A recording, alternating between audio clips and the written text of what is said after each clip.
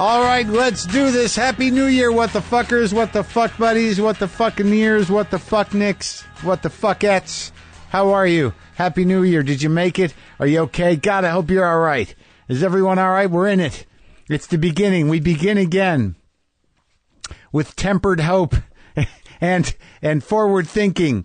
Look, we're here. We're still here, right? I mean, I recorded this a few days ago. If you're hearing this, something worked out. It wasn't the end of time. So happy New Year. I'm Marc Maron, of course. Today's show, I'm just going to get to it. I hope you're all right. And let's try to fucking have some hope and optimism. Can we do it? Can we do it? And fight the good fight all at the same time. I think we can. I believe it. I believe in us. So what this is today is basically a collection of phone calls that I had with my parents and my brother, mostly from the first couple of years of WTF. All those relationships are okay. And this is sort of a look back. We did this on Christmas as well. This is really the first year we've done this, sort of, because the shows are actually falling on the holidays. But this was a nice way to kind of look back on sort of some of the other stuff that I've done and how I've grown and whatnot. So this first call is a call with my father from episode 5 in 2009. That was when we were still in the hijack studio in the old Air America building in New York. Wow. All right. This is me and my old man.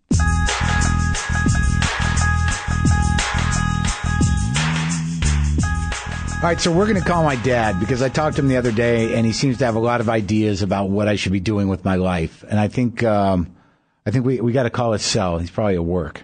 Hey, Dad, it's Mark. What are you doing? Yeah, somebody had cut the finger open and the knuckle on the shower door, and then never got it treated, so I had to take it apart and redo it here in the office 2 days ago. It looks perfect. You took apart her finger? I took apart the opening that she had cut in the tendon and the skin into the joint, and I reconstructed the joint, and I didn't expect it to really heal, but it heals. It's healing nicely. Are you allowed to just do that? Yeah, I can do that. You're allowed to do that. We do minor surgery here. Oh, all right. You're just doing it right out there at the storefront, right? The strip mall? Yep. Yeah, we do. That's terrific. You're like you're a doctor in the Wild West. I'm a doctor. That's right. Doc Frail. I mean, who's Doc Frail? Do you remember that name? I have no idea what you're talking about. Yeah, Doc. Who was the one? The hanging tree. Remember? They found that glory hole, and then they wanted to hang the guy as a demon.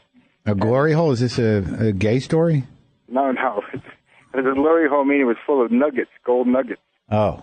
I think it was Doc Frail. He had his wife had died in a fire they thought he had started. And the other famous doctor, who's that famous doctor was with that, one of the law enforcement guys, the old-time West, TV? Doc Holliday? Yeah, Doc Holliday, yeah. I don't think he was a real doctor, though. That I don't know. Yeah, you're right. Could possibly be. So if you were Doc Holliday, you'd probably be drunk and shooting your patient. That's right. So what's up? Well, I don't know. I just want to talk about these, these job ideas you had for me because I found them to be compelling. Because I am in between things right now, and you had suggested. I'm not sure I quite understood the one with the TVs. Refresh my memory. What did I say? It's something to do with McDonald's and Wendy's. Okay. Yes. Well, it goes back to me. What I was going to do was have a wellness thing at a Wendy's or any fast food store. It's international business. I was going to say, fine. I wanted a contract to put a new disc in there every month, let's say, on the factor of wellness. Wait. We skipped a beat here. So a disc into what? I wanted to make a disc, give a lecture, make a lecture on a CD. Yeah. That could be then sent to all McDonald's. And then people would have the option to sit at a table and pick a topic.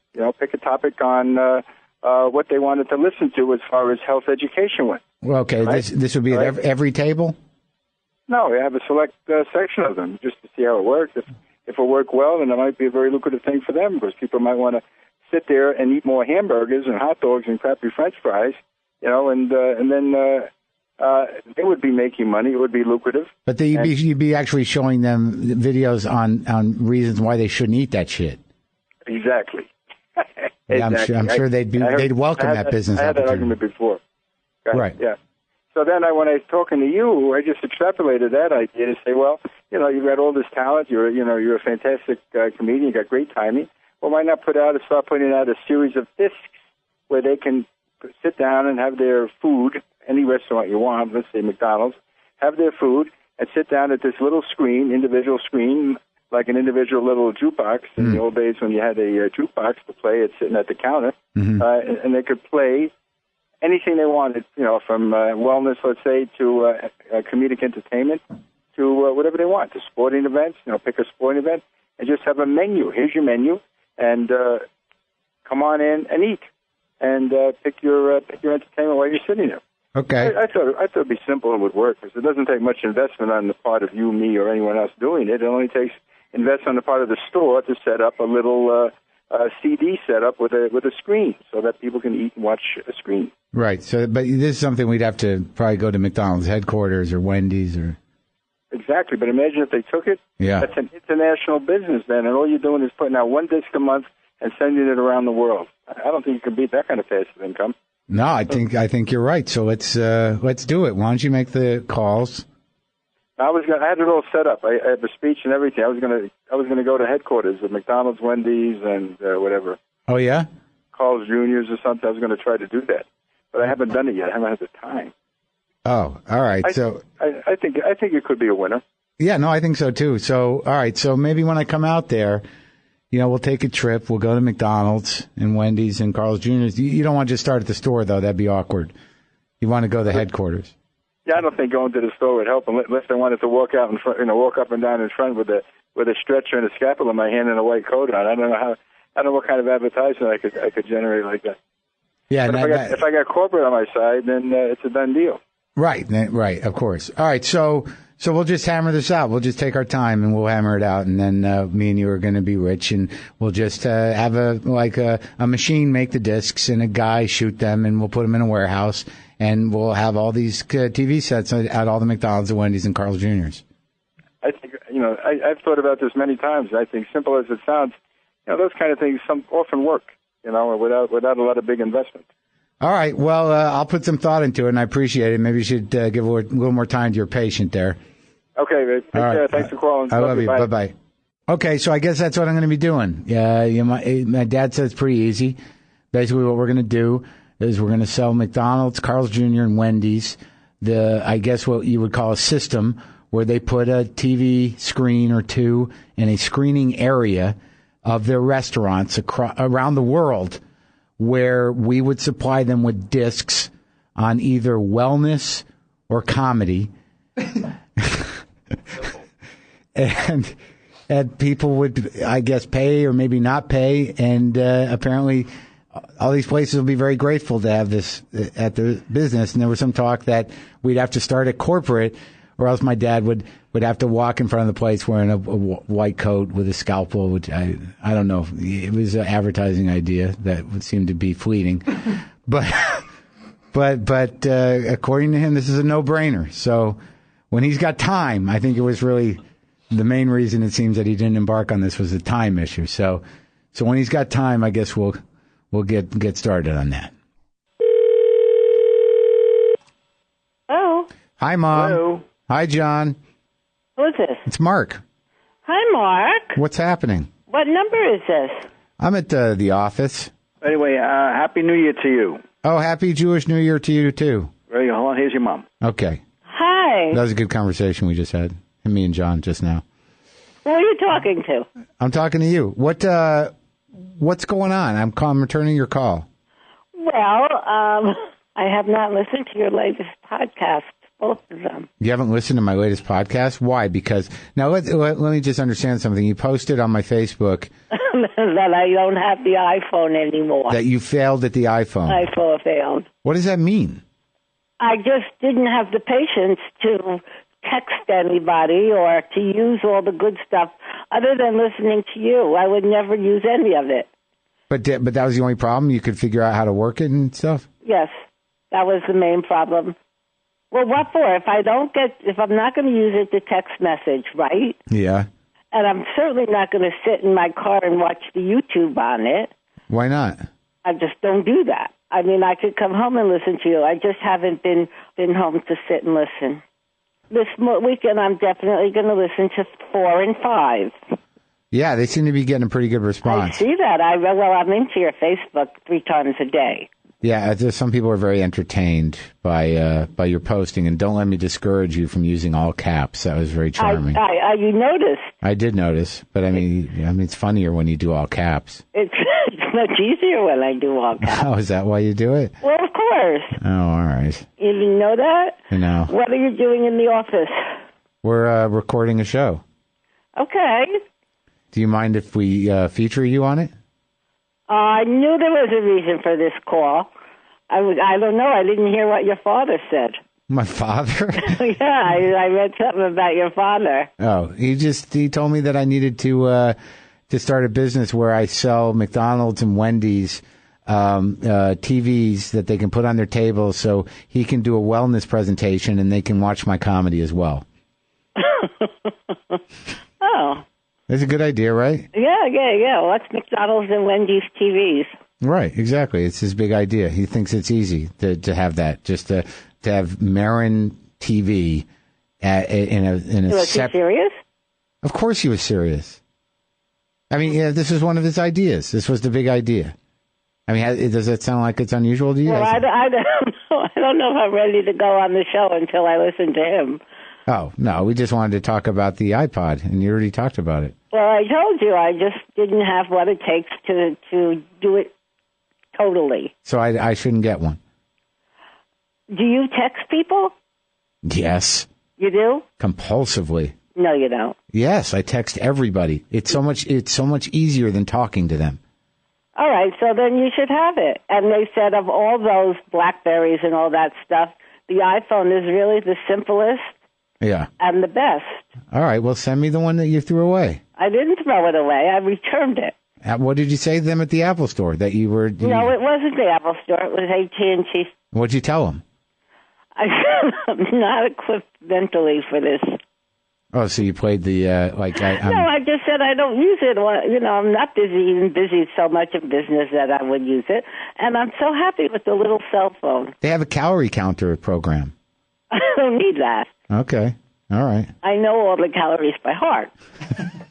I know you do. So anyway, are you doing good? Yeah, I'm all right. Everything's all right. I'm gonna go. I'm gonna go to LA on Monday, and I'm gonna go to Chicago and do that show, and then I'll probably move in with you. Yeah. Yeah. Well, I love you, Mom. Take care. Where's your father? He happens to be very busy. Oh, good. Yeah. Maybe you could move in with him then. I'd rather put a bullet in my head. My door is always open, Mark. Well, you're going to regret saying that, because if things don't work out... I'll never regret saying that. Oh, thanks, Mom. I love you. I'll talk to you soon. All right, babe. Bye-bye. Bye.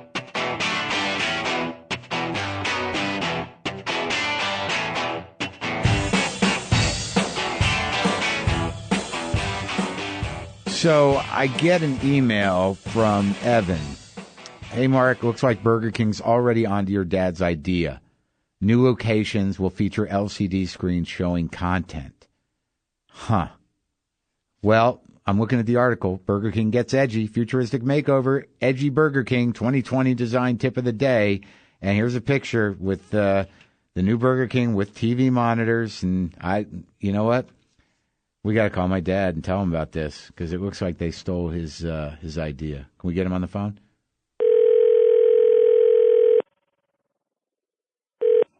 I'm Maron. Are you Maron? It's Marc Maron. Is this Dr. Barry Maron? How you doing, man? I'm all right. You? I'm doing great. What are you doing? I'm sitting here in Victoria Clinic, seeing patients as usual. Oh, you have a patient in there right now? Nope. Oh. I just said, no, this is a loose clinic. It's just medical legal stuff. What does that mean? I was doing it once or twice a week, then I moved it up to, I'll see all my patients here on Saturday, all those ones that need to be seen. What does a loose clinic mean? It's all bullshit. It's all bullshit? Yeah. So, lawyer has a client who hurt this or that in a car accident, and they send them over here for evaluation and treatment, and I'm the guy that defines whether there's a real deal or a no deal. But you play straight, though, right? You tell the truth. Yes, I do. All right, look, Dad, I was going over like our last conversation about this idea with the video cameras in the fast food places. Oh, okay. And it looks like Burger King's already doing it. Oh, really? Yeah, I just got, like, someone sent me an article, and there's a big picture, and it's like this whole revised Burger King with all these, a new hipper look, and they have video screens and bun-like seating is part of the appeal designed to attract the King's most loyal customers, it says, young men. So they've got these little areas where they have video screens. So I don't know, what do we do about that? Do you think they stole it? I got no patent. I didn't have any patent written up on it. I think they did something. Somebody came up with it, but they're not doing those. See, what are they going to put on these screens? And where's the nearest one? Hold on. I'll tell you. They're going to put nutritional information in the comedy of Marc Maron. It says right here in the article. It's the weirdest coincidence. I can't imagine that this is coincidence. Can you? No, they stole it. That's right. I think it's a great idea. I think you could do it. All it would take, if it got arranged, all it would take is one CD for the whole world every month. One CD for the whole world. I mean, all the places that have this program, would get a mailed out CD to put in to their drives for customers to look at it. So it'll be a new educational process every month, and you would sell it on the concept that it is going to all these places, and you would get a passive income of an annuity of a lot of money every month. Okay, all right. So do we work with this existing model at Burger King, or do you want to get into a legal battle with them, or I don't know how to handle it? No, I think if you just set it up and just do it like we said, to hell with Burger King. There's no. I don't think anybody's doing what I've suggested. They wouldn't do it because they would be afraid to compete with their own inadequacies. All right, so where does that leave our plan? I mean, if let's say we go to Wendy's and McDonald's and it's still the same idea, do we just maybe bus stops? What do you think? Yeah, bus stops would be good. That's great. You can put it in waiting rooms of the airports. You can put it in the bus terminals. Bathrooms, men's rooms. Yeah, that's right, man. Have it so you can watch, and if you take a leak often enough, you can really get to see a lot of shit. So people with prostate problems are going to be very well informed. That's right. Okay. Great. But don't forget your dad had prostate cancer, so you want to make sure that... Are you my dad? Do you talk about your person? Did you just mention yourself in the third person, like you were somebody else?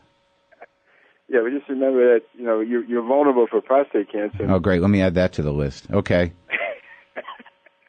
Masturbation, does that help or hinder? It's a plus. Oh, thank God. If that's true, I don't think I'm going to get it. I think I'm going to beat this thing. Yeah, that's a pun. You're going to beat it. You're going to beat it to prevent it. That's great. Good. Oh, you should make a bumper sticker. That's the new business. I think that's a much more reasonable idea than the video places at fast food places running things that they won't want to run in their place. You get it. What was it? You got to beat it to... Beat it to beat it. Beat it to beat it. Okay, and then just put prostate cancer, and then we'll put your name, Dr. Maron, and then you get okay. Beat it to beat it. Beat it to beat it. Prostate cancer. Beat it to beat it. And you have somebody stroking it, on the bumper sticker. That go over big, especially in California. Yeah, why especially in California? If they got that fattest mentality, that'll work. Okay. All right. Well, I'll make note of that, especially in California. So we'll focus that on that. But clearly, you are the winner. I mean, you're sitting in the loose clinic in Victoria doing, legal examinations. So they can't take anything away from you, Pop. You're your own man. That's right. Yeah. I testified yesterday. I was tempted to ask the system. I said, how can you people, as educated barristers, using the extension of the original Old English philosophy of law, how can you sit there and chase ambulances and make a profit out of it when 99% of the people that you represent as a plaintiff attorney don't need you to begin with. They only need you to make money, and their complaints cannot be proven to be valid. What kind of heinous farce is that allows this to happen? How come the courts allow such a thing? I was going to say that I was waiting for an opening to say that, but I never had it. Yeah, you kept it to yourself? Yeah, I kept it to myself. Huh. Well, that's good. Heinous farce. I like that. I think that's going to be the name of my next CD. So what, you got a patient there? No, I'm all right. All right. Hold on. Oh, that's what. Uh-oh. Yeah, it's all on tape, and we won't use anything that implicates you. Okay. I love you. Bye. Bye. Yeah. Beautiful girl here. Oh, yeah? Yeah, one of the nurse's daughters came in to see her. Sharp. Well, that's good that you're not sexually inappropriate. You just pawn her off on me. I think that's pretty good. That's restraint. No, I can't. I don't do that. It's unethical, almost illegal to screw around patients. You can't do that. Almost illegal? I think that seems like a slippery slope there. Almost illegal? You know, people do it, but it's wrong. Okay. Well, I'm proud of you. I've never done that. Good. Oh, well, that's good. That's good for you. You get a gold star today. And, just keep the heinous farce thing to yourself. We'll keep that between us. All right, I love you. I'll see you next weekend. You're going to be around? Yeah, let us know. So we'll go out for dinner again. You like that restaurant? Yeah, Mexican food's good. Let's go gamble. I want to start that addiction. No, you don't want to do that. Okay, you're right. Scratch that. Yeah, scratch. Okay, we'll do something else. All right. Did you record all this? Yeah, it's all on tape, and we won't use anything that implicates you. Okay. I love you. Bye. Bye.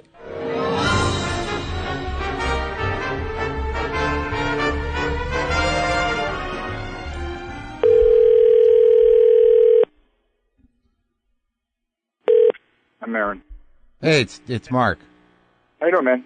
Good. How you doing? What are you doing? You just sitting there sending me emails? Yeah, I had some ideas. I just threw them at you. All right, hold on. Everything's cool. What, are you sitting there with a patient now? No. Oh, all right. Well, let's talk about this idea. Let me see if I got the email here. Not manic, : Friend patient likes me, has 8,000 acres in Ruidoso, running cattle and real cowboy, still rides bulls at age 59, but it's time to quit. We'll let you have as much land as you want, put a studio on it, or playhouse or theater. Don Imus can make use of some competition. He likes Imus, an idea. If you can see it and conceive it, you can do it. Now, what are we talking about here? I can have some land? Oh, he'll give you the land. I mean, right now, he's a very good guy. He's a very good patient. I don't know what his assets are, but he owns 8,000 acres. He's got a couple brothers, and his life has been just riding bulls right up to yesterday. But he had a grand mal seizure on Sunday, another one on Monday. Drives all the way in from Ruidoso to see me because I'm the guy who's taking care of him. I suggested just, I said, first of all, you got all this land. Why don't you use it? Why don't you film on Scout Ranch? Give them a holler, see if they want an extended area to send Boy Scouts to. Number one. Number two, I says, Don Imus, yeah, he listens to Imus. I said, he's got this thing going from not far from where, I guess, up over there near Santa Fe. He says, yeah, I know where that is. And I says, maybe get in touch with Imus and see if he wants to extend his holdings and increase his share, because he gives supposedly a lot of access to kids to go up there and play cowboy and rehabilitate their screwed up lives in the cities, right? Right. And then I was thinking, if he's got this land and you got some connections, you got a few people that you want to set up there near Ruidoso. I don't know where it is near. You have to go out and look at it. And you want to set up access there and put up a playhouse and whatever, a little this or that, and run a show place out of there, and be a radio personality, which you seem to like to do. You got an option here to do it. That's all. Just do it. No. I think it's an interesting idea that I'm doing it out of my small garage behind my house, but somehow or another that if I had a lot of land, that would somehow make it better, easier for me to do radio, just because Imus is down the street. I like the idea. That somehow or another, in your mind, look, Imus has got property nearby.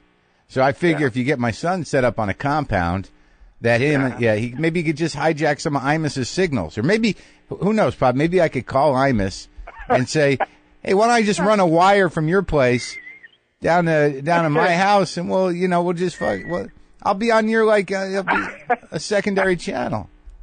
You know what? Let's have the bull rider call Don Imus, and then you get me and you conference me in, and then you can be there too in case people aren't clear about it. So let me get this idea. We got the rodeo rider and we got Don Imus and you on the phone, and you say, "Look, Don, my son wants to do radio, and my friend who rides bulls, he's on the phone too. He's got some land not far from you, so I figured there's got to be a way we can work this out." You know what would happen after that? They would take you to the hospital. They would take you to the hospital. But I like the idea too. It's a good idea. Yeah, you could pull something off like that. I mean, at your point in life, you're doing this, and I don't know what you're doing, but whatever you're doing, if you're happy, that's great. But if you got an opportunity to do something that seemed like a great idea, there's nobody else out there in Ruidoso, broadcasting or having a playhouse. I mean, you got all these connections, you got all these talents. All right, let me just ask you something practical. All right, so let's examine the playhouse idea. So now, how do you see that exactly? So he's got a lot of land out there. Now there's dirt roads to the areas. Like he's going to give me what's he going to give me? Let's say he gives me 5 acres. Is that near the highway? I don't know. I have no idea how it's set up. I'm sure he would give you anything you wanted because he would do that for me. Okay, all right. Yeah.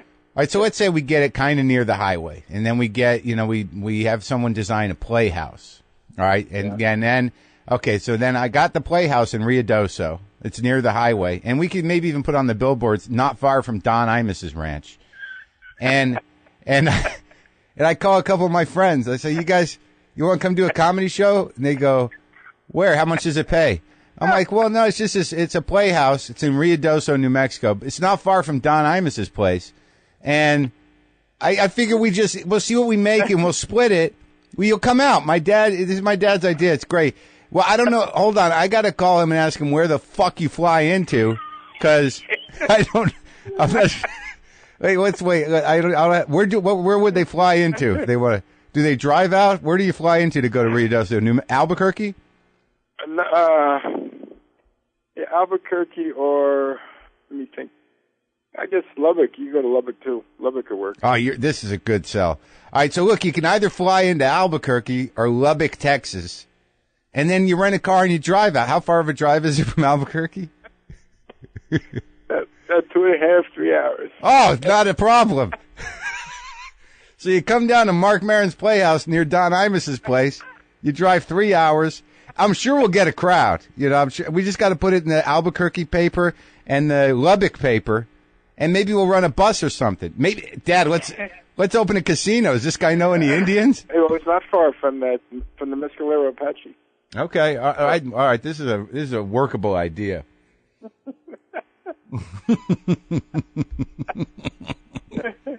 I'm glad you sent me these emails because. Yeah, I woke up with a little that feeling like I don't know what I'm going to do with my life.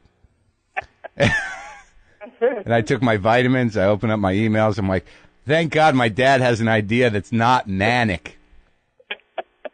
It's not because, I believe in using all resources that are handed to you. Okay. You're handed 8,000 acres with all your talents and smarts and contacts and experience. Theoretically, you could set up a trailer there and just test it out. All you need is a freaking microphone and a tower, right? Oh, so yeah. You got a radio station. Yeah. Okay. All right. Well, okay. I understand. That's a little more practical than the Ruidoso Playhouse, I think. Yeah, but you might be able to get a great audience. I mean, the other guy that you don't like, Bill Summers, who has this radio show on Saturday morning, 8 o'clock. This is the guy that sells the memory revitalizer? Correct. Look, as much as I may not like him, I went to his office and bought 6 jars of memory revitalizer. I had to say to the guy at the office, I go, come on, really? What's in this? And he had to tell me that it's all good stuff. Yeah, that was Roy, the rotund Roy, who will listen to anybody and lose some weight.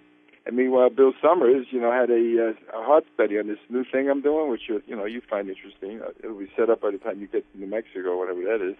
But we're doing central arterial pressures, and if your blood pressure is high, even though your brachial pressure is okay, your central pressure is high, then you're on dosing of arginine and citrulline as well as D3. And over 3 months, you come down to normal. There's big studies going out there now. It's going to hit the main line, and we're going to be in on it. I'm going to be lecturing on that. You're going to lecture on that? Yep. I can have you down at my theater in Ruidoso if you want to. If you think you can pull in some people. We'll put a billboard up and everything. Dr. Maron, don't miss it. This weekend only. Lecture on arginine. I think it's all coming together for us. I think we got a real future.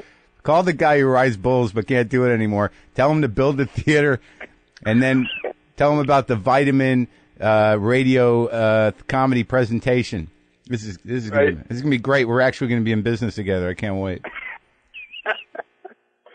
I think someplace in all this, this mishmash that we're talking about, I think theoretically there's options. All it takes is somebody with a big pair of gonies to say, hey, come on in here with your deep pockets.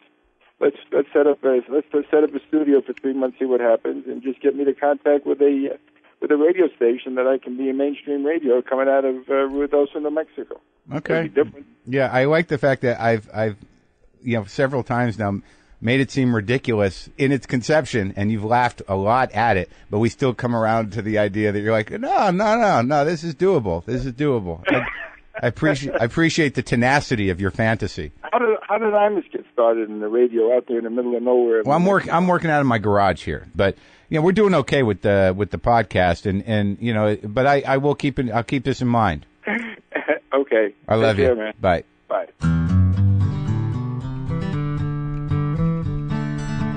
My memories of my father later in life are, and he's still around. Obviously, we're going to talk to him today. I remember one time when he was living in Phoenix for a few months. My brother lived in Phoenix, and we hadn't seen his new apartment. My dad invited me and my brother over, so we drove over to this apartment. We walk in. The door was wide open. We walk in, and we're like, hello. And we hear my dad go, come upstairs. So my brother and I walk upstairs, not knowing what to expect because he is our dad. And we walk into his bedroom, and he's sitting on a bed, and he's got about, 10 or 15 guns sitting on the bed. And he's just sitting there, and he's like, how you guys doing? And he starts laughing. And me and my brother look at each other. And again, at some point, you just got to go, yeah, that's my dad. He's sitting on a bed with a bunch of guns, laughing. Okie doke. I don't know, man. I don't know. In this Mother's Day letter, it just, every once in a while, he'll surprise you. He's a pretty charming, funny guy, but then there's just moments where he sent out this Mother's Day card to my brother's wife, who my brother forwarded it to me because we tend to forward each other our dad's insanity when it is documented. So it's got, I got to tell you, it's laid out like a card. It's got a little owl on the upper left-hand side. It's one of those, the format. I don't know what you do when you want to send an email that's fun, and a little card. So it's got a little owl on a branch and some wood grain, and it says, Happy Mother's Day and Grandmother's Day. Checked out a few quotations. Quote, I used to think it a pity that her mother, rather than she, had not thought of birth control. Unquote. Muriel Spark. A daily life treating iotrogenic and street-trading drug-dependent hard heroin addicts and lackluster, unenthusiastic, sad specimens of society bring validity to that quote. Human pollution is the drug world, legal and illegal. Couple that with the industrial pollutants destroying our food chain, the GEO, genetically engineered crops and creatures, and improving our capitalism profit margin, in italics. Add the threat of Muslim domination of Europe, and Bawala, modern society, takes on a beauty all its own. I don't even know what Bawala means. If you've forgotten, this is a Mother's Day card. Quote, the doctor of the future will give no medicine, but will interest his patients in the care of the human body, in diet, and in the cause and prevention of disease, unquote. Thomas Alva Edison. Reassures me that my hobby practice of wellness and ideal immunity, that's in quotations as if someone has accused him of only having a hobby, pass through at least one genuine genius mind. Have a good and growing following in that area alone. The stumbling block is poverty of the masses making CHO, carbs, the staple of all diets, severely low vitamin D, inadequate other vitamins, few omega-3s, especially during pregnancy, lowers IQ of baby 8 to 10 points, due to impecunious existence and severe family ignorance, coupled with wrong social choices and denial that a radio, TV news, and newspaper exist. Even World Wide Web only news would be welcome. Again, if you'd forgotten, this is a Mother's Day card. Quote, thinking out of the box is a learned process that should be next to godliness in the priorities of what to teach your children. The trick is to recognize when the box itself is faulty and deserving change, unquote. Barry Maron, while watching and hearing a jury of 12 peers in Oklahoma make a decision in an Oklahoma medical malpractice case against a loser doctor. Shades of the OJ jury nullification. Now, if you're not paying attention, he just quoted himself. Mother's Day card, if you forgot. Enjoy the late, great United States of America as it morphs into the socialist USA. Words cannot help if all reasonable actions have failed. The Uzi and Magnum are the must-have entities. Own one, learn to use it, and carry it. You and your children will, with reasonable probability, need them sooner than later. Barry. It's a Mother's Day card. So my brother sent that to me so I could enjoy one of these brain skids of weirdness. And all I could write back to my brother was, that's my dad. Whew. Yeah, you're gonna have to accept your father at some point. You might as well get it done sooner than later. Hello. Hey, Dad. How you doing, man? Good. What's up? Where are you? California? Yeah. Everything's good here. Figured out going out to get a little ribs, I think, over at Chili's. They got some new sauce. Good. Craig forwarded me some Mother's Day greeting that you sent out. That was kind of interesting. Yeah, I thought it was. I didn't know that you should mention Uzis and Magnums in a Mother's Day greeting. Okay. That was the way my head was running at the moment. Right. Do you have loaded guns at the ready? Oh yeah, I got 15 to 20 guns. I think I don't shoot them really. I just have them. I collected them. I got one at the ready. Yeah. Do you have one in your car still? No, I carry it with me when I have to. When I'm going out, in the evening. I pack it. Where do you really? What, in a holster? Yeah. No, in a sort of a shoulder bag. So you'd have to say, "Hold on a second, let me get my gun." No. It's ready. Yeah. I got robbed once. I don't want that to happen again. But you don't go practice with the guns? No. When I'm going to use it, it's going to be within 5 or 6 feet. And you're ready to drop a guy? Yep. I'm ready to use it. Well, I was thinking about with all the guns you have that I realized that the competition, if we ever get to a point where we could just have a duel, who do you think would win in a duel? Me. No, that you didn't even think about that one. Nope.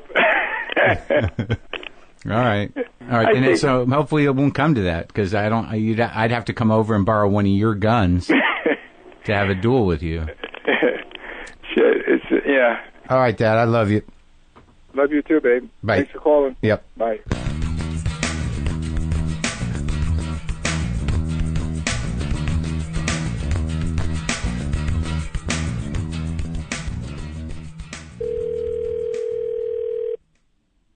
Hello. Hey, Mom.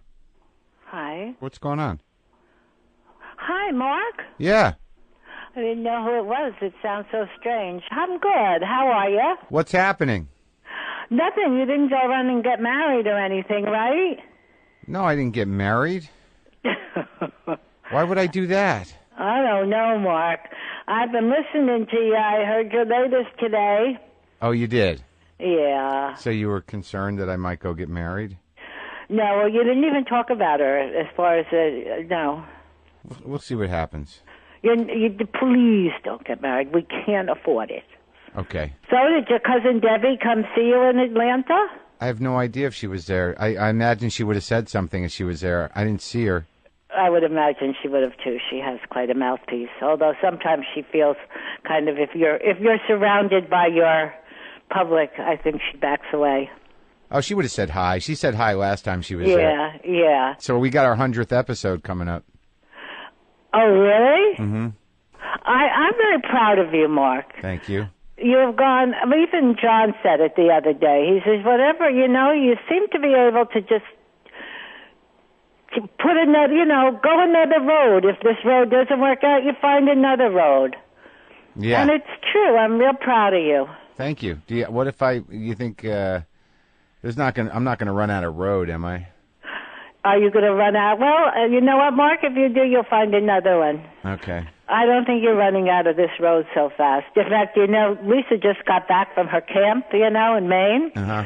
She said 3 of the counselors there were so into the podcast. When they heard she was your cousin, they got so excited. Oh, really? Yeah. So it made her feel, oh, my God, my cousin Mark. He's actually doing something that people recognize. Even in Maine, in the woods of Maine. No kidding. Yep. Well, that's exciting. How's your love life? It's good. I've been seeing this girl, and it's a little crazy to me. Did she pick you up? What does that mean? In the 1970s style? Yeah, no, well, it doesn't matter what style. I mean, she saw you and decided that she was going to date you? Yeah, that is how it worked, yeah. All right. Is that I don't know, is that how it happens? Is that normal? I guess that's what it happens. It seems like that's how you find they get to you. Did you graduate high school yet? Yes. What does she do? She's 27. Okay, and what does she do? She studied psychology. So she's applying for her. She wants to get her graduate degree in psychology, and she's down here. She's going to try to get work as a substitute teacher. She used to work with kids, disturbed kids. Mm. So I think that's fine training for me. I think so. I think it's about as good as I can get. Probably. All right. Just a little older would do. So who's on your 100th episode? It's just going to be listeners, and maybe read some emails, contact some listeners. Okay. Talk to you. You're going to call me? I'm calling you right now. Oh, you mean I'm on now? Yeah, surprise. Oh, no, Mark. What? So far I said only good things. I think, I want to tell you something. No, whether I'm on or not, I knew something was wrong when I heard the lilt in your voice. The what? The lilt. The lilt in my voice. Yes. Oh. It was so refreshing. That's why I asked if you ran off and got married. Because I sounded happy? Yes. Oh, no. I was just being professional. Oh, my God. Well, next time, please call me and let's pretend. Okay. All right. I will. Is your father going to be on, too? Yeah, but I don't think he's ever listened to it. You're kidding. Yes, he must have. I don't think he has any idea how to listen to it. I'm willing to bet you that he hasn't listened to it. Well, I love it. Okay, well that's good. So I'm going to bet you, and then I'll call him, and I'll talk to him, and I'll say, so we're doing our 100th podcast. Are you enjoying them? And he'll be like, I couldn't figure out how to get it. How do you get it? I bet you. Oh God. Well, when is it on? I'll check. I'll find out. I love you, Mom. I love you, baby. Bye. Bye.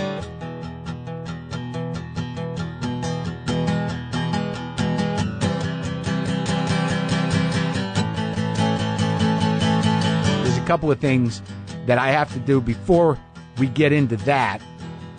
One is call my father, who I haven't spoken to since Thanksgiving. I don't know how his holidays went. So let me try to get my dad on the phone and get that out of the way before we talk to Mike DiStefano. Let's just give him a call. Please enjoy the music while your party is reached. Oh, come on. You can hear that?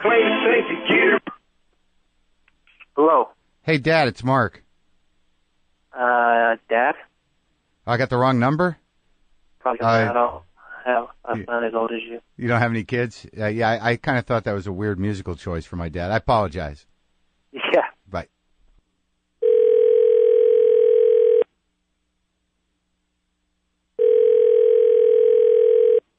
Oh.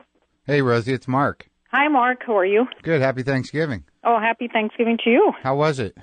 It was good. Yeah. A lot of food, too much food, but Too much? a lot of food, but, It was good, though, right? Yes, it was. What are you guys doing? I'm searching for something that your dad can't find, and I'm furious with him because I'm always on a search. Yeah, what is it today? His little, the things that for the computer, he has a little pouch for him. Uh-huh. Can't find him, so I had to rush from church, and I'm on a search for him, as usual. Oh, Jesus. So I can't find it, and yelling, and then I get pains in my stomach, and so I'm on a search. All right, well, where's he? He's at the office. And you're at home searching for a pouch. Yes. A pouch. Yes, a little red pouch that he misplaced again. And what goes in there? The little computer, those little, whatever you call them, chips, whatever he uses for his computer, for his laptop. A hard drive? Yeah, those little, whatever they are. And there was a bunch of, quite a few of them. And he misplaced them the other day and thanked me because I finally found him, and now he misplaced them again. And then I get pains in my stomach, and I've got to stop. All right. Well, I'm sorry you're going through that. But hopefully I'll find it, and I've got to look for it and find it and take it to the office, I hope. All right. Well, I can find him. Oh, I'm sorry. Well, it's okay. You've got quite a burden to deal with. Yeah, I know. All right. I'll talk to you soon. All righty. Bye. Thanks. Bye.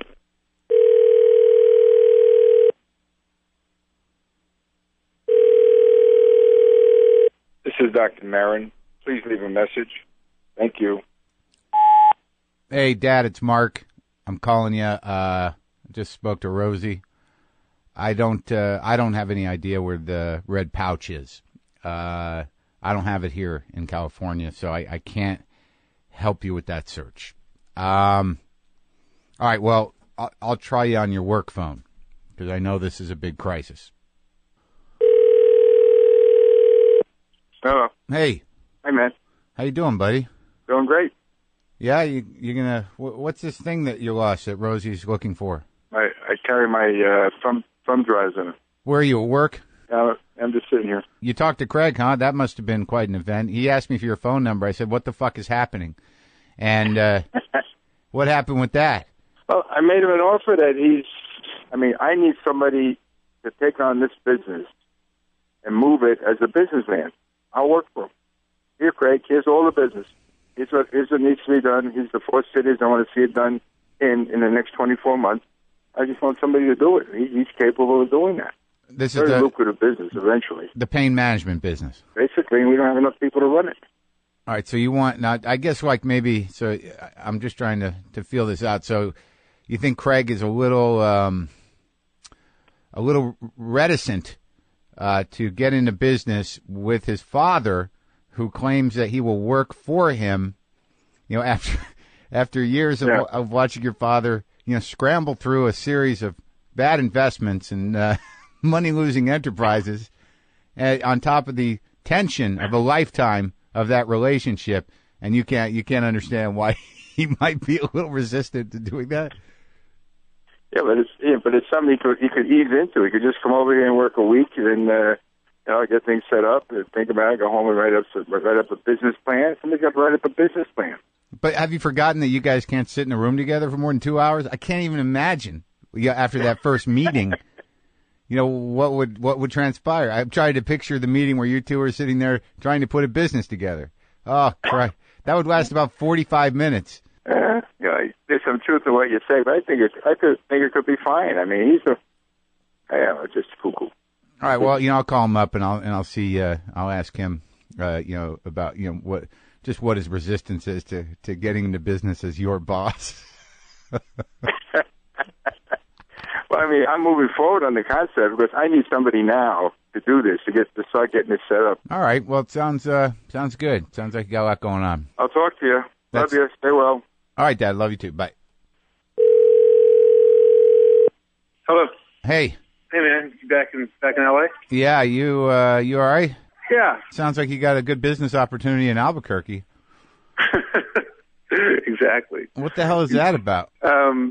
I called him to ask what type of vitamins he's on and what type of vitamins maybe I should take. The vitamins. And I called about vitamins, and the next thing you know, he's asking what I'm doing, and now I'm running his company. And he sent me a long email, says, "Hey, you really should think about this." And I tried to be real polite about it. And I was talking to him, I said, "Hey, Dad, it sounds great. Glad you're excited about it." And it's just not going to work for me. It's not like something you can just jump over and do in Albuquerque when I got a family here. I was trying to take rational reasons why I can't do this. Without, yeah. Yeah. He's like, no, you can probably go over here 3 times a week. And, it's really not that big of a deal. It's your type of business, mine. And I'm going, Dad, it just doesn't, it's like a family here. I can't just get up and go. And it just, no matter what I said, it didn't matter. So. But he said that, he would work for you. I mean, that's got to be great. I mean, when he told me about it, I was just trying to picture the first meeting. How does that play out? Where he lays out his ideas, you look at it for 5 minutes and go, "You fucked up our whole family." It was crazy. So anyway, I tried to leave the phone call and not get upset and not get engaged in it. I don't want to start by saying something, like that. I don't want to do it, because then it would have been like, "Go fuck you." You know what I mean? I didn't know quite sure how to handle it. So let me understand. You're not going to take the job. Not this particular job, no. I'm going to pass up on this opportunity. All right, dude. Well, I just wanted to check in. I love you, man. Okay. I love you. I love you, too. Bye. This is Dr. Maron. Please leave a message. Thank you. Hey, Dad, Mark. Happy birthday yesterday. Fuck. I'm sorry I missed it. I just, I didn't remember. I guess you really didn't have that much impact on my life. It's kind of your fault. I should have, it's your fault that I didn't remember. That's what I'm saying. All right, but I love you. And maybe next year. Am I right? Oh, fuck. I better call you. You're going to misunderstand this message. Hello. Hey, Dad. How you doing, man? Hey, sorry. Hey, happy birthday. I'm sorry I forgot. I didn't seem to give a shit. So how was your birthday? Oh, I had a great time. It was a super party. They really surprised me. I can't believe that I was that distracted with my life that I didn't realize what was going on. You got a surprise party? You were surprised that you were so self-involved that you couldn't really figure out that way they were plotting a surprise party? I guess so. Did you hear the good news, Dad? I don't know if you read in the New York Times, but narcissistic personality disorder is no longer going to be listed in the DSM. You're a free man. They took off narcissistic personality disorder, histrionic personality disorder, paranoid personality disorder, schizoid personality disorder, and dependency personality disorder. So you've got 3 out of 5 at least. So now you're just a few symptoms that are not necessarily connected to any broader diagnosis. So you're a free man. Yeah, I appreciate that. Maybe you can go get your old job back at the hospital. Right. That's right.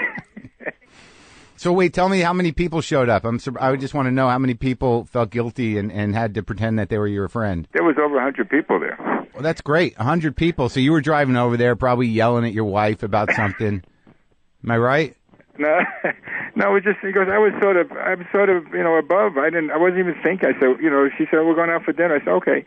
I just went along. I didn't even realize it was early in the afternoon. She says, "Pick me up at 5." I said, "What for?" I said, "Yeah, we'll be early. We'll go out for early dinner." And that was how it went, man. We just pulled up. I walked in. There it was. Holy shit, that's great, Dad. So did you ever find that little hard drive thing or what? Yeah, I found it. Where was that?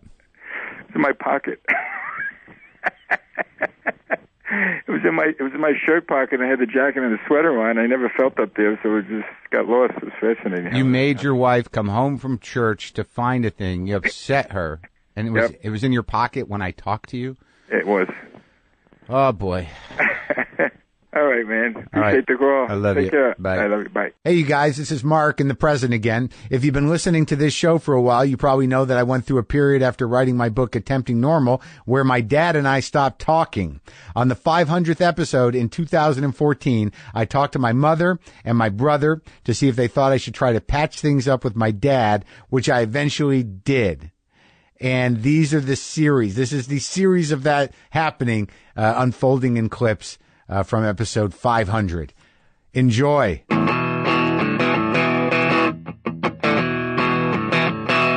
I don't always know how I got here. I don't always have perspective. even the people in my family, how they register it. I don't know. I know my father's pissed off, but I don't talk to my brother about stuff.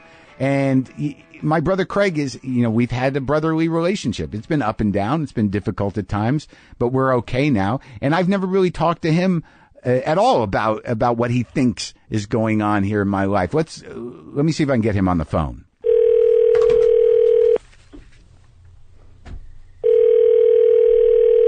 Hello. Hey, buddy, can you hear me? Yep.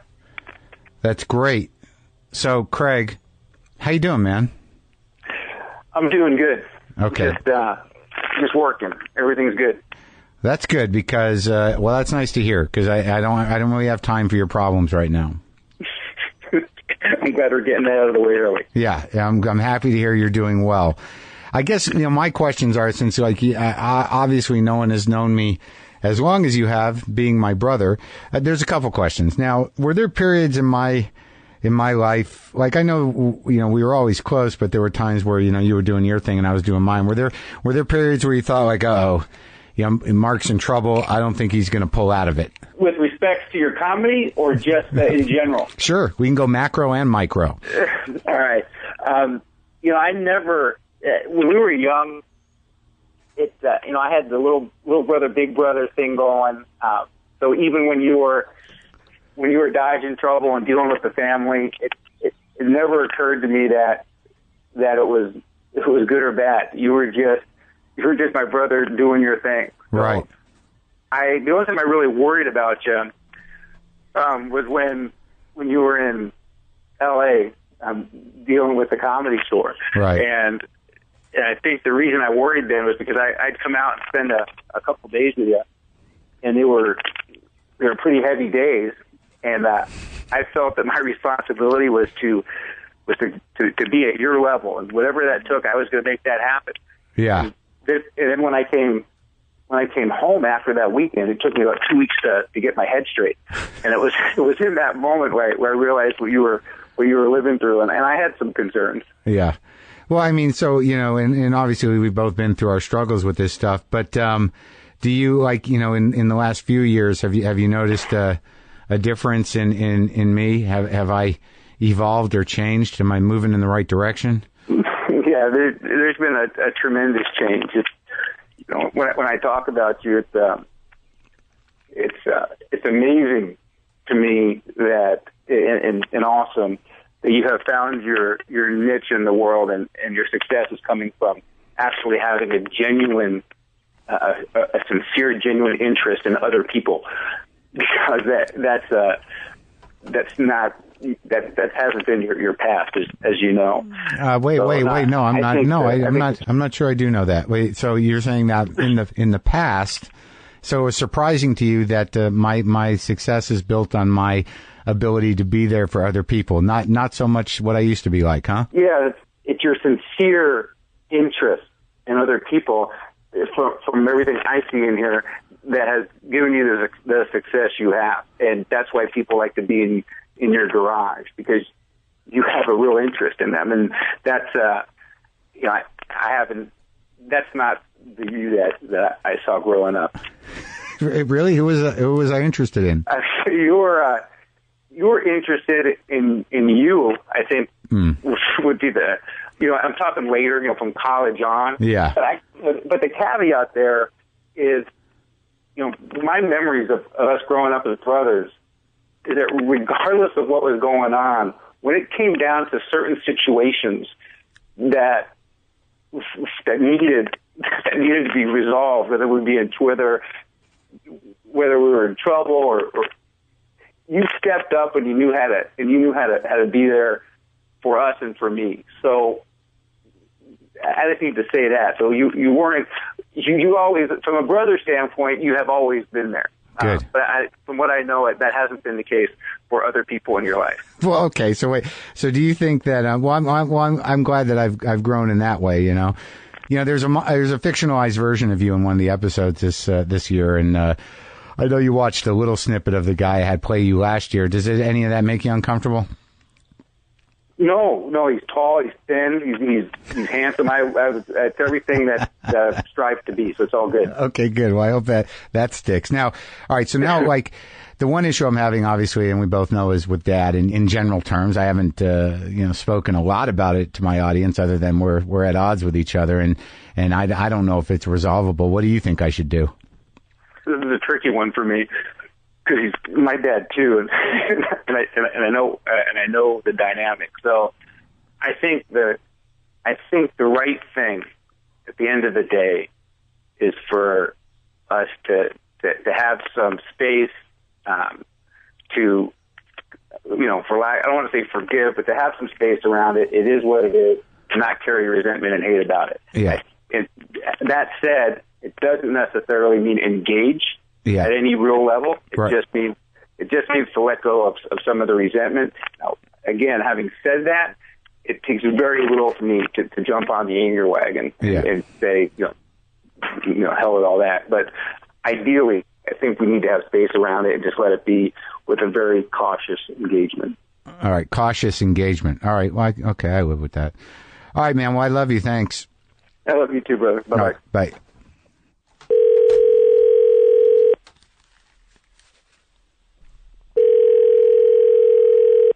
Hello? Hi, Mom, it's Mark. Can you hear me? Not as good as I heard you before. Oh, yeah? Hold on. Let me see if I can fix it. You sound very far away right now. All right. How about now? Yeah, I can make it out. Basically, Mom, Mark, I guess what I want to talk to you about is, were you worried that I wasn't going to make it? Most of the time, I always knew you'd make it. Yeah? Yeah, there were times when you were not all, you were boozing and that stuff that I got scared. Like scared that I was going to die, or that I was just going to throw my life away? Throw your life away. Uh-huh. And, has my success changed you at all about things? Me? Yeah. Well, certainly. How? I'm a proud mother. I walk around and they say, oh, there's Mark's mother. Do they? Yeah. Are you kidding? And it's just a good feeling to know that you've got what you finally worked so hard for. And you listen to the podcast regularly, right? Regularly. And that's how you know what's going on with my life. It's about the size of that, and I read your newsletter. Yeah, well, I'm glad. And then I send it to my friends, who I think will want to read it too. Like who? My friend Shelley, and there's another 2 people in the development who are very into you. I send it to them and to my nieces. So you're actually able to be proud of me now. Mark, it was not that I was always proud of you. Uh-huh. I was very sad a lot of times that I was just afraid you weren't going to get what you deserved. Well, I guess that comes with when you choose a career in show business, I guess you just never know. But I have to assume that all those years where I was miserable and I was trying very hard to do something that I know there were periods there where you must have thought well, he's not quite there yet. Like whatever he's trying to do, it's not quite right yet. Like when he'd watch me do stand up and he'd be like, nah, that's what. Yeah, sometimes when I saw you do stand up, but once you started on Air America, yeah, I used to run with you every morning, and from then on, it was like I knew that things were going to start happening. Even when you were on that program with your friend Steve, what was his name? Sam Cedar. Sam, yeah. I just knew that eventually you were going to catch on. Well, you thought that, because you thought radio was a good medium for me? Yes. And now, I know you haven't seen too much of the new season, but, all right. When I talk about you, or when I talk about, Dad or our family, or now that, I have Sally Kellerman playing you on the show, does that make you uncomfortable? No. It doesn't, right? I'll tell you what makes me uncomfortable. When it's a sexual episode. And there's stuff that I don't have to know about. Oh, you mean about me? Yes. Oh, okay. So you don't like to see your son making out with women? Or just depends on the episode. There were a few in the first season. That? Yeah. That I found embarrassing. For me? Yes. Yeah, of course for you. Not for you. Well, I was embarrassed because it works both ways. It's uncomfortable. Now, it was uncomfortable. But you don't mind Sally Kellerman playing you, right? No, I like it. And I know you saw a little bit of the family episode. You haven't seen all of it yet, but you seem to have some issue with that. What was the issue with that? It wasn't as crazy as the family as it really is. Oh, I'm sorry. I should have made it. It was dull. It didn't show how dysfunctional we really were. Oh, I'm trying to protect some people. I mean, Dad's not talking to me, and I don't I'm talking a bit on this episode about, the risks we take if we talk about our lives and our families involved. And, I think it might have permanently strained my relationship with him. What do you think I should do about that? I think you should do what you're doing. You're trying to make amends. Yeah, do you think? Yeah. So you think I should, maybe get in contact with him and see if I can make it right? Yep. Just for my own sake? Yep. Yeah. But yeah, definitely not for his, for yours. No, if he dies tomorrow, I don't know how you'll feel. Mm-hmm. Okay. I'm not telling you to get down on your knees, but just to make an effort to see if you can just, if he can let the whole thing go. Yeah. I don't know if he can ever do that. Yeah, I guess it's not, whether he can do that or not, it's not really my issue. He already had, but, it did that. So I guess I can apologize for I don't know how to handle it because I don't want to open up a can of worms. And I did get very angry at him. And I did dump about 50 years of my sadness and anger at him onto him. And I guess there's an argument to be made. Maybe you should do that with a third party. Maybe you don't do that with a 75-year-old man or however old he is. I don't know. Maybe that vitality is exactly what I got from my father. Maybe that vitality, maybe that weird strain of spite is exactly why he persists in the world and keeps moving forward. I do have this sad feeling that when I lost my shit on my father, that somewhere in his heart he realized, oh yeah, that's my boy. I mean, he had to have done that, but I do have to resolve this thing, and I will resolve it.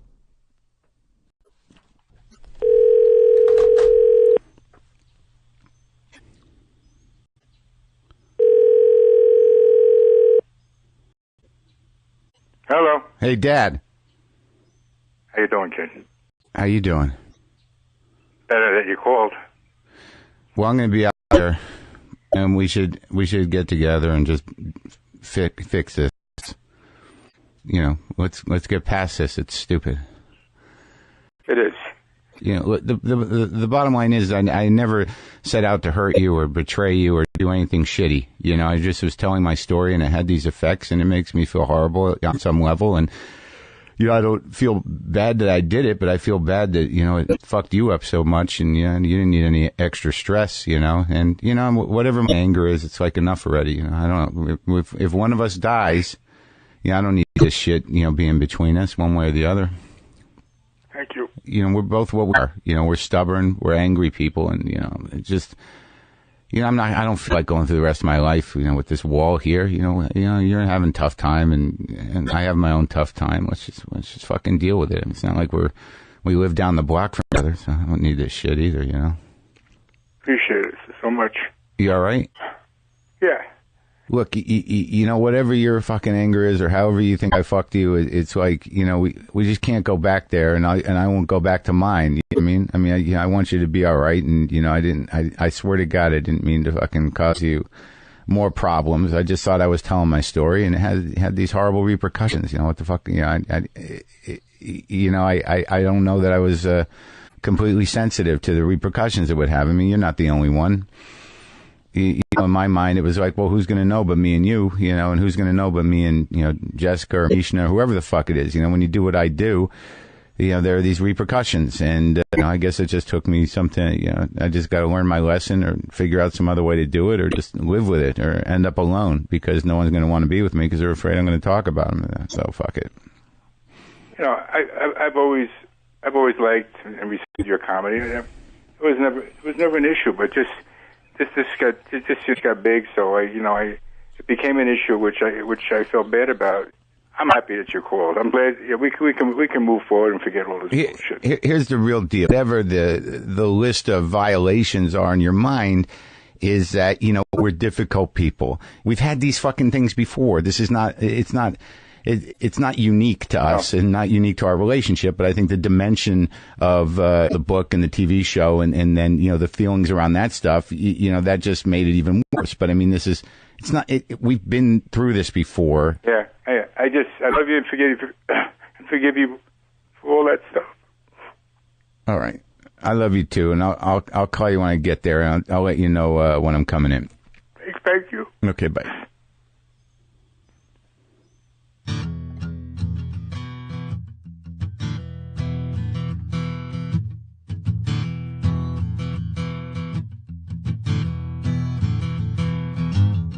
I just wanted to say that me and my dad are okay now. We're all right. We're doing all right. I talk to him relatively frequently. I have to, occasionally, reel him in because he seems to not understand that Fox News is not just news. And it does pollute his brain a bit, but I try to help him out, and his wife is okay. So we're doing all right. So again, Happy New Year. And we'll be back with our first new show of 2018 on Thursday with our guest, Ta-Nehisi Coates. Boomer lives!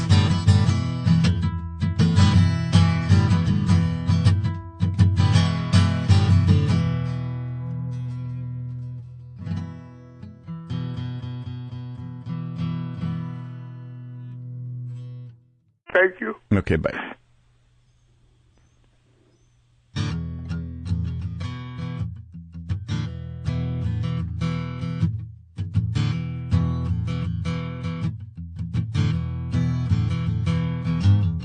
I just wanted to say that me and my dad are okay now. We're all right. We're doing all right.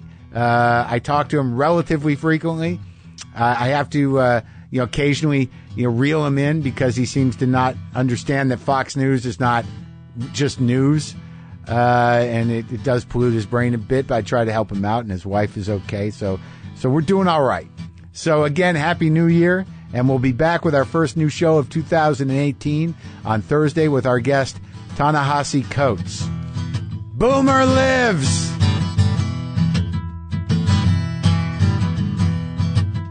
Dimension of, the book and the TV show and then, the feelings around that stuff, that just made it even worse. But I mean, we've been through this before. Yeah. I love you and forgive you for all that stuff.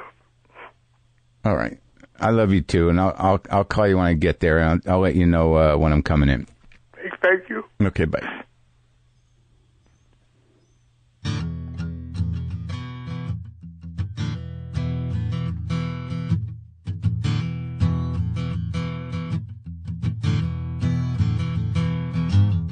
I just wanted to say that me and my dad are okay now. We're all right. We're doing all right. I talk to him relatively frequently. I have to, occasionally, reel him in because he seems to not understand that Fox News is not just news. And it does pollute his brain a bit, but I try to help him out, and his wife is okay. So we're doing all right. So again, Happy New Year. And we'll be back with our first new show of 2018 on Thursday with our guest, Ta-Nehisi Coates.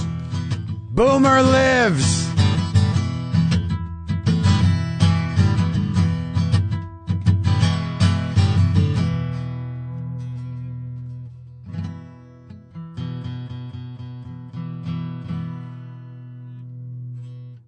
Thank you. Okay, bye.